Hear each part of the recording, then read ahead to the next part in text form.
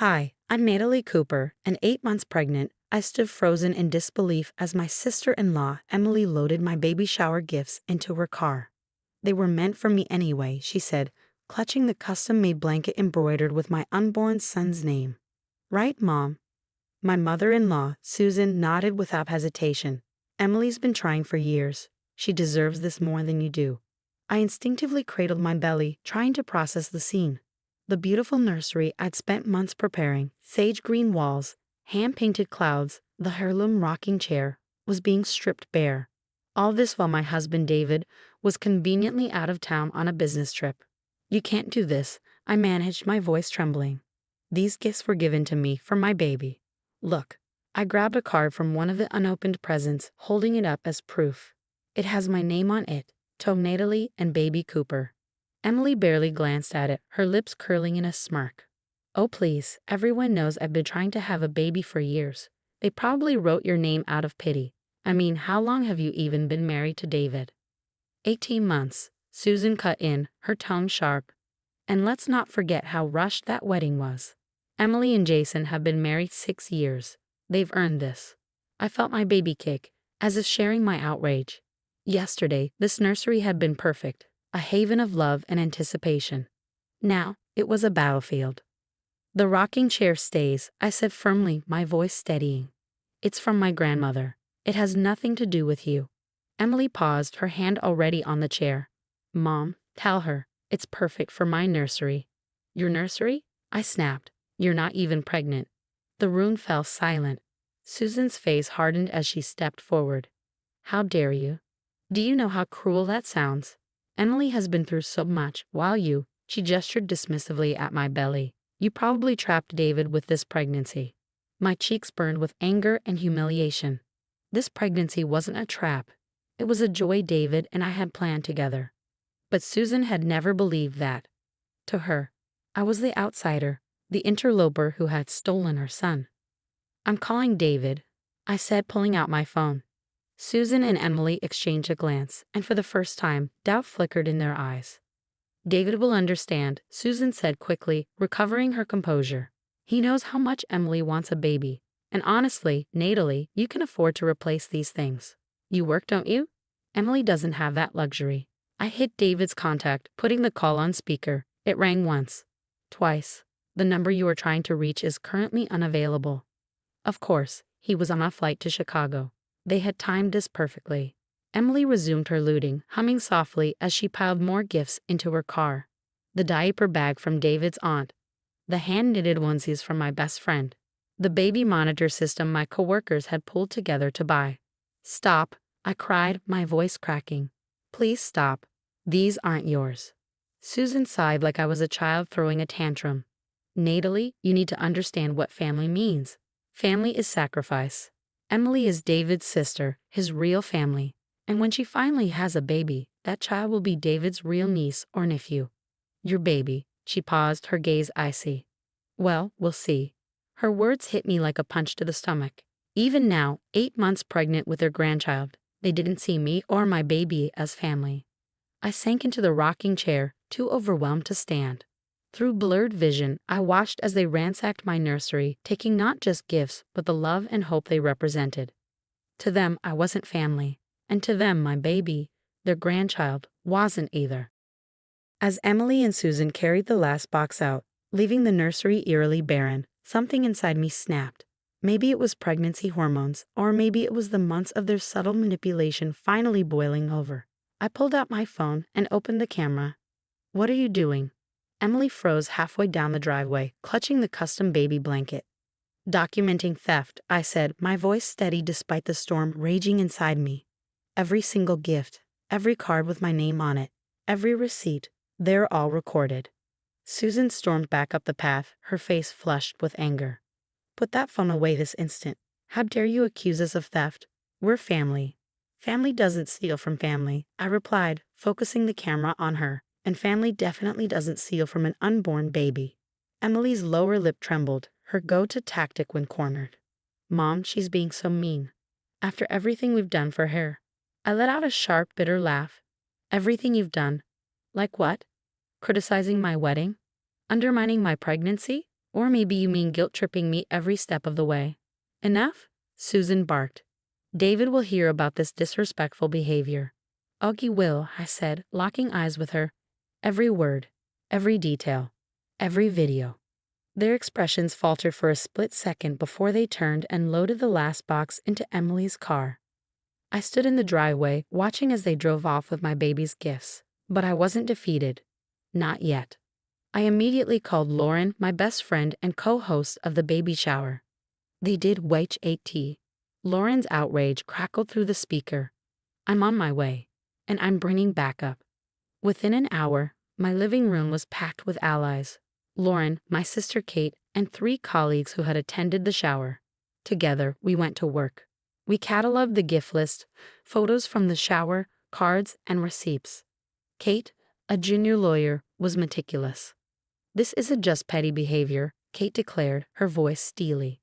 This is premeditated theft. They waited until David was unreachable, classic intent. As we worked, my phone buzzed with a text from Emily. Thanks for understanding about the gifts. Baby stuff is so expensive these days. Lauren snatched my phone to read the message and let out an incredulous laugh. She's thanking you for letting her rob you? Oh, save that text. It's a written confession. A second buzz followed, this time from Susan. I expect you to apologize to Emily for your attitude today. She's very upset. David would be ashamed of how you've acted. Kate rolled her eyes, taking screenshots. Textbook gaslighting. They're trying to flip the narrative and paint you as the villain. My friend stayed late, helping me calm down and prepare for the next steps. Around 8 p.m., my phone lit up with David's name. Honey? His voice was confused, laced with concern. Mom just called. She said you had a meltdown and attacked Emily? I took a deep breath, steadying myself. David, listen carefully. I'm going to tell you exactly what happened, and I have witnesses and evidence to back it all up. As I recounted the events, his initial confusion shifted to stunned silence. When I finished, he was quiet so long, I thought the call had dropped. Send me everything, he finally said, his voice tight with anger. Videos, photos, texts, everything. I'm catching the next flight home. But your business meeting can wait. This is more important. He paused, exhaling sharply. I'm so sorry, Nat. I should have seen this coming. The way they've been acting since we announced the pregnancy. After we hung up, Lauren squeezed my hand. You know this isn't about the gifts, right? It's about control. They're testing how much you'll tolerate. She was right. This wasn't just about a few baby shower presents. This was about boundaries, ones they had been pushing since day one. I glanced at my sister. Kate, how would you like to handle this legally? Kate's grin was sharp. I thought you'd never ask. First thing tomorrow, we're filing a police report. Then, we're getting a restraining order. Isn't that a little extreme? I asked, rubbing my belly as my baby gave an emphatic kick. Extreme? Lauren cut in. They robbed your unborn child in front of you, after planning it so your husband couldn't intervene. A restraining order is just step 1. As if on cue, another text from Susan arrived. Emily's been crying for hours. I hope you're happy with yourself. Don't bother coming to Sunday dinner until you've learned to be a proper Cooper family member. I handed the phone to Kate, who added it to her growing file of evidence. I will be skipping Sunday dinner, all right, she said grimly. We'll be busy filing charges. That night, as I sat in the empty nursery, I felt a strange calm settle over me. They thought they were punishing me, teaching me my place in their twisted hierarchy. But instead, they'd given me the final push to stand up for myself and for my baby. David arrived home at dawn, his face a mixture of exhaustion, anger, and guilt.